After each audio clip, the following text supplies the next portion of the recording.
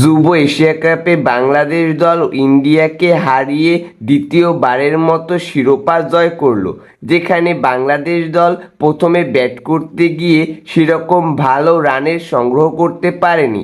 মাত্র 198 রান করেছে, কিন্তু বাংলাদেশ দলের বোলাররা ভালো প্রতিরোধ গড়েছে ইন্ডিয়ার বিপক্ষে, যার কারণে 59 রানে বাংলাদেশ দল ইন্ডিয়াকে হারিয়েছে।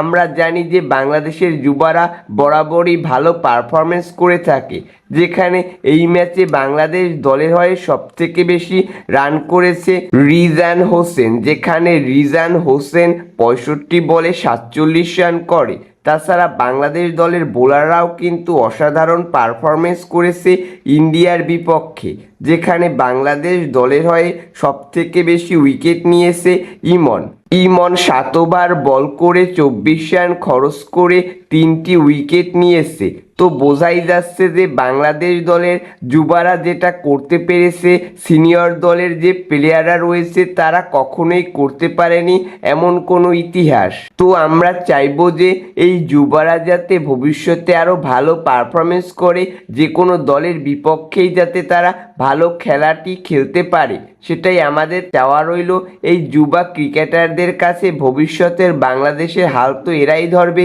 এদের হাত ধরেই বাংলাদেশ দলের ক্রিকেট আরও সামনে এগিয়ে যাবে, এই কামনা ব্যক্ত করছি সকল বাংলাদেশি যুবা ক্রিকেটারদের কাছে।